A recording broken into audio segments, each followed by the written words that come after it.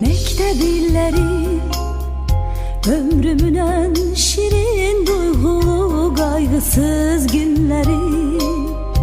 Her anı bir ömre beraber seyirli günleri. En temiz arzulu günleri.